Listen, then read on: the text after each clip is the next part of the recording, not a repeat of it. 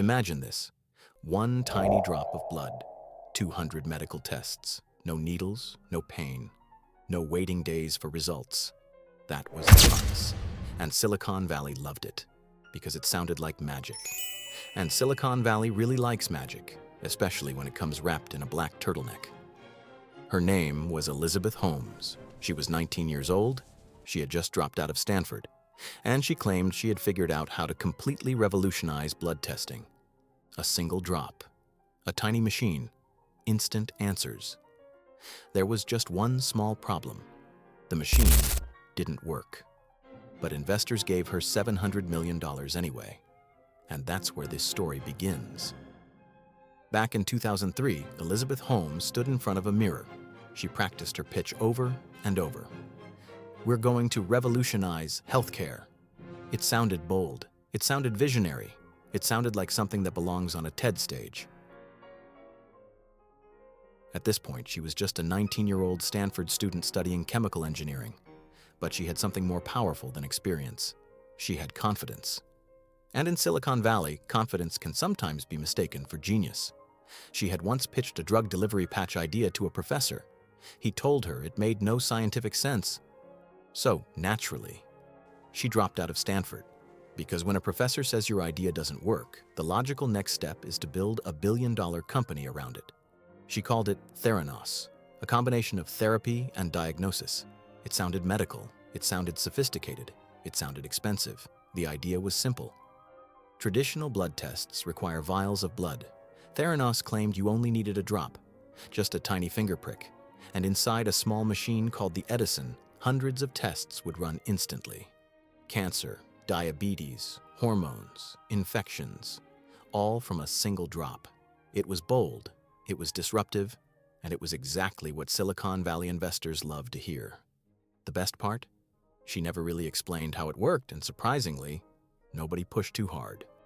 Money started flowing, fast, very fast.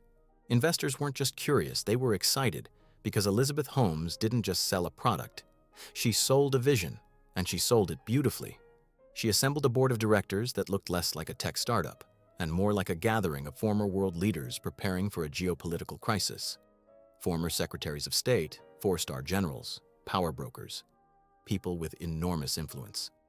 There was just one small detail. None of them were medical experts. None of them were laboratory scientists. None of them understood blood diagnostics. But they understood power, and they understood momentum. And momentum was building fast. Holmes wore black turtlenecks, lowered her voice, spoke slowly, deliberately. She became a character. Part Steve Jobs, part visionary genius, part mystery, and the media loved it. In 2013, Forbes crowned her the youngest self-made female billionaire in the world. On paper, Theranos was worth $9 billion. $9 billion. Before the product had even proven it worked, Rupert Murdoch invested. The Walton family invested. Larry Ellison invested. Walgreens signed a deal to put Theranos machines in stores across the country. It was everywhere. Magazine covers, TED Talks, conference stages. She wasn't just a founder anymore. She was the future of medicine. There was only one issue. The Edison machine barely worked. Inside Theranos headquarters, everything looked impressive. Glass walls, security badges, biometric scanners, the kind of office that screams, "We are changing the world." But behind locked doors sat the company's crown jewel, a small box called the Edison. This machine was supposed to run over 200 blood tests from a single drop. 200. In reality, on a good day, it could maybe run a dozen, sometimes just one. And even then, the results were inconsistent. Wildly inconsistent. Now here's where things get uncomfortable. Theranos had already raised hundreds of millions. Walgreens was preparing to roll out machines nationwide. The media had declared Elizabeth Holmes a genius. There was too much momentum, too much money, too many headlines. So instead of slowing down, they improvised. When investors came to watch demonstrations, the Edison machine was polished, presented like a luxury product. Employees rehearsed their movements. It looked like a Broadway performance. But the results shown to investors?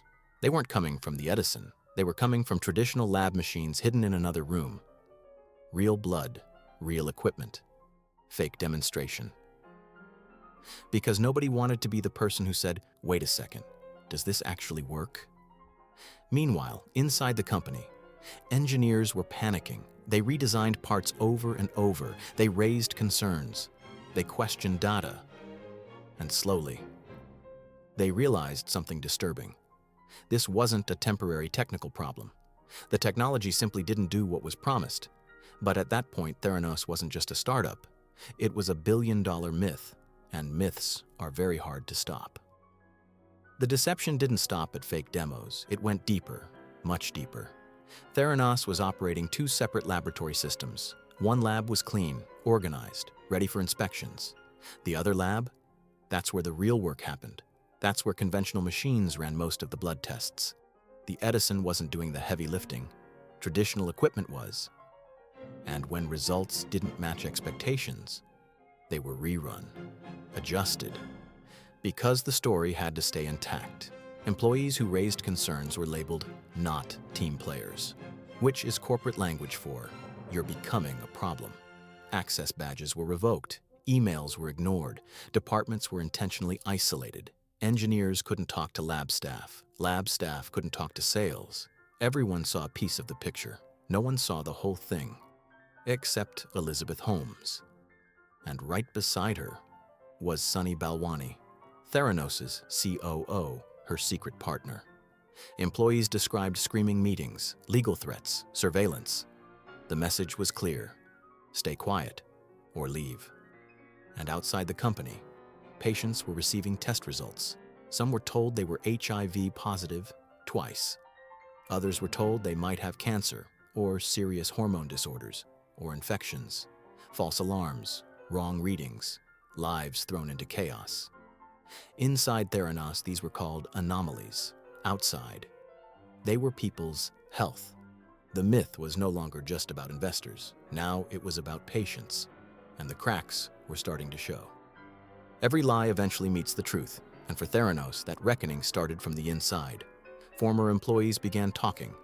Tyler Schultz, Erica Chung. They had joined to change the world. They realized something was wrong. One reporter started digging. Documents were verified. Sources were protected. In October 2015, the Wall Street Journal published the story. The illusion shattered. Suddenly, everyone started asking questions. Regulators stepped in. Theranos failed basic lab standards. The company was banned from operating blood testing labs. Investors lost hundreds of millions. Patients felt betrayed. Holmes denied everything. Then came the charges: fraud, conspiracy. In 2022, the verdict was delivered. Guilty on 4 counts of defrauding investors. She was sentenced to 11 years in prison. Theranos dissolved. The machines were scrapped. The promise of 1 drop of blood vanished. In the end, extraordinary claims require extraordinary evidence, and Theranos never had it.